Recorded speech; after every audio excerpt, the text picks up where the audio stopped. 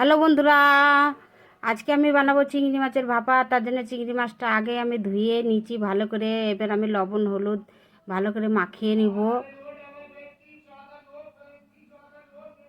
চিংড়ি মাছের ভাপাতে আমি কি কি মশলা দিব, ওইটা মশলাটা আমি আপনাদেরকে দেখিয়ে দিব।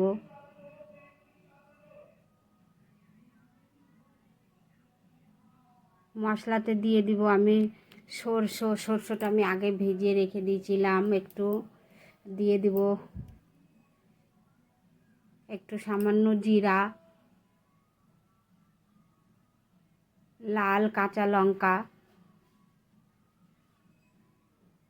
একটু লাল বিগি মির্চির পাউডার দিব,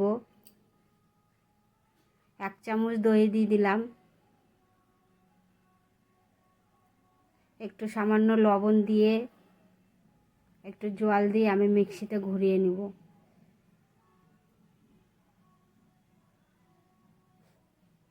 মশলাটা হয়ে গেছে, আমি ছাঁকনি দিয়ে ছেঁকে নিয়েছিলাম ভালো করে। এবার মশলাটা আমি টিফিন বাটিতে ঢেলে দিলাম।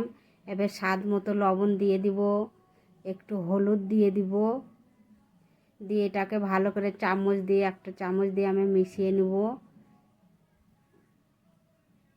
ভালো করে মিশানো হয়ে গেল। এবার আমি ওর ভিতরে ঢেলে দিব চিংড়ি মাছটা দিয়ে দিলাম। তরকারিটা আমি বেশি মাখা মাখা করব না, একটু সামান্য রসা রসা রাখবো। উপর দিয়ে দিলাম কাঁচা তেল, 2 চামচ তেল দিয়ে দিলাম। তেল দিয়ে আমি ভালো করে মিশিয়ে নিলাম। উপর দিয়ে দিব আমি লাল কাঁচা লঙ্কা। টিফিন বাটিটাকে আমি ভালো করে ঢাকনটা একদম টাইট করে নিব, তাকে আমি ভাতের ভিতরে দিয়ে বানাবো তো কুকারে দিয়ে, তাকে খুলে না যায় ঢাকনটা। 3টা সিটি দিয়ে আমি বন্ধ করে দিব।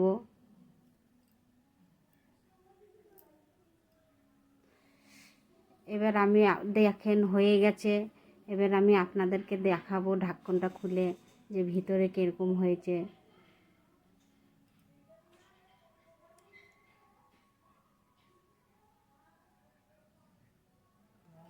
আমি 1 গিলাস জল ঢেলে ভাতগুলো আমি সব ভালো করে ছাড়িয়ে নিয়ে তারপরে আমি আপনাদেরকে ঢাকন খুলে আমি দেখাবো।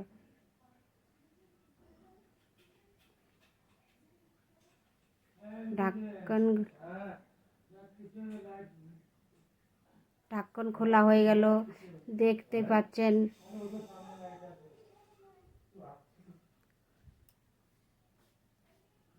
ভালো করে দেখতেই পাচ্ছেন হয়ে গেছে। এটাকে আমি প্লেটে ঢেলে দিলাম। আপনারা আমার ভিডিওটা দেখে ফলো, শেয়ার, লাইক করা ভুলবেন না। আর আমার রেসিপিটা কেমন লাগলো ভালো করে আমাকে কমেন্টে আপনারা জানাবেন।